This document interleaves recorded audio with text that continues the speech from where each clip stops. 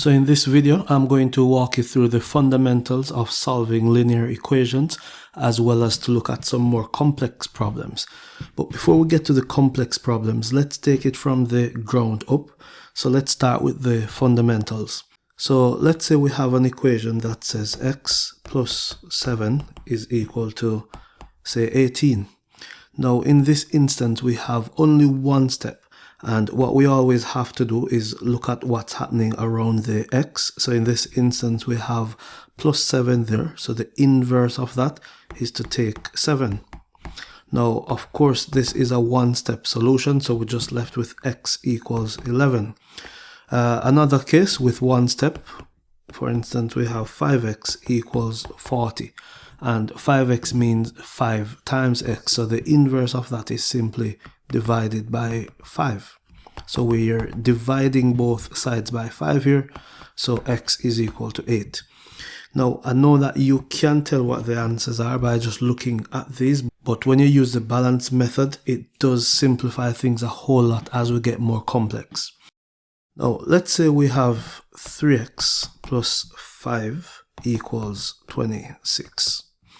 Now, this time around, we have two things that's happening around the x. First of all, we have this plus 5, and that's the first thing we're going to target. So the inverse of that is to take 5. Then we're just left with 3x equals 21. And of course, this now is in the same format as the one that we just did previously. So our last step is to divide by 3. And of course, x in this case equals 7. So this can be quite straightforward as well when we have these two steps. So let's say we have 7 take 4x equals 23. Now in this instance, I've swapped the x's, the term with the x and the constant, but our steps will remain the same. So what we're going to do first of all is to take the 7, because that's a positive 7. And what we're left with now, this is a negative 4x. And that now will be equal to 16. So what we have to do is divide now by negative 4. So when we divide by negative 4 here, our final answer is actually negative. So we get negative 4 for the value of x. Now another very, very common question that people tend to struggle with a lot is when we have the unknown on both sides like this one. So say we have 5x plus 2 equals 3x plus 14. Now the first thing I always advise to do is to look at the smallest value, or the smaller value for x. In this case it's 3x. So what we do is the inverse of that one. So we're gonna take 3x from both sides here. And this now leaves us with just 2x plus 2 equals 14. So right away, this comes back to something familiar. And what we have to do here is just to carry on as we did before. So inverse of adding 2, take 2 there. So we're left with 2x is equal to 12. And now again, this comes back to our fundamental case that we had.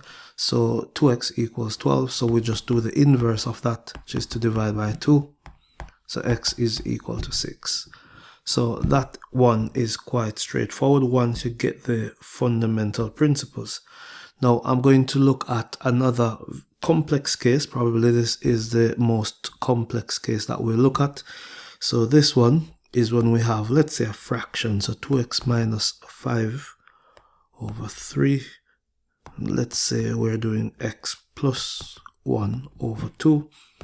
And all of that is equal to 1. Now, this is where the balancing method comes in quite nicely, because if you're following that method, then it will make things like this a lot simpler. So there are multiple ways in which we can solve this one. One method that I'm going to look at is for you to think of what's the LCM, the lowest common multiple of 3 and 2. And we're going to multiply both sides by the lowest common multiple. So if we do that, in this case, lowest common multiple is 6. So when we multiply both sides here by 6, what you realize is it's almost like an expanding of the bracket. So when we do 6 times that one there, 3 will cancel 6, leaving us with 2 multiplied by 2x minus 5. And when we do the same thing for this second one here, we're left with minus 26, 3 times x plus 1, and all of that equals 6. So now we just have a bracket to expand. It looks busy, but it's actually straightforward. So what we do now is to expand our bracket. So 2 times 2x, that leaves us with 4x minus 2 times 5, 10, minus 3 times x there, so that's negative 3x, and then negative 3 times 1, that's negative 3, and all of that equals 6. So all we have to do here now is just to group our terms. So we have the 4x and the 3x, that's common. So when we group them, we get 4x minus 3x. We also need to group that negative 10, that negative 3. So minus 10, minus 3, and of course equals 6. So simplify. So 4x minus 3x, that's just x. And this is going to be minus 13 there, equals 6. So therefore x is equal to 6 plus 13, and that gives us x as 19.